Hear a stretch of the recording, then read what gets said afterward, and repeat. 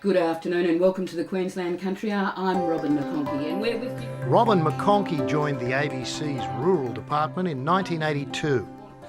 Since then, she's reported on the issues and events that have shaped rural Australia. As a reporter, the ABC's chief rural political correspondent in Canberra, and as the executive producer of ABC Radio Queensland's Country Hour. Robin McConchie is recognised as one of ABC Radio's living treasures. She was inducted into the Rural Press Club of Queensland Hall of Fame in 2011. I did agricultural science and I subsequently ended up teaching agriculture, and I bumped into a friend. I said, "What do you do?" And she said, "I'm a rural reporter." And I said, "What's that like?" And she said, "It's absolutely fantastic." And so for 32 years it has been absolutely fantastic. I think it's when you get out on the road, that's the time when you're really talking to people, you're getting a feeling for their world, their company, and you're telling their story. We begin our journey along the stock routes of Queensland and the Northern Territory with legendary bush poet Bruce Simpson, author of Where the Outback Drovers Ride.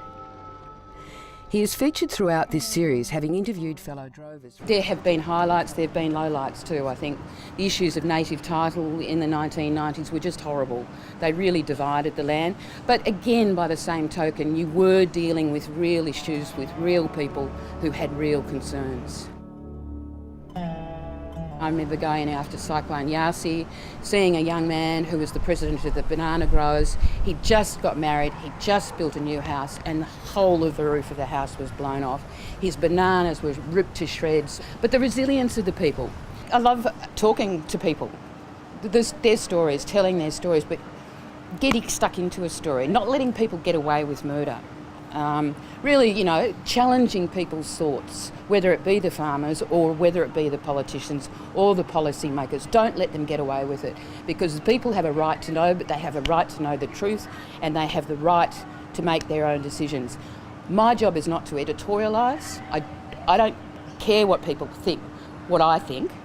That's not my job. I'm a reporter to tell their story and make sure it's told truthfully and in a balanced way. But I love it. I really love it, and I love the people, and I love the stories. And I think the people in the outback, the people who live in Longreach or live in Charlottesville or live in Cunnamulla, they really want to know you. They want to know you as a person and the stories that you're telling.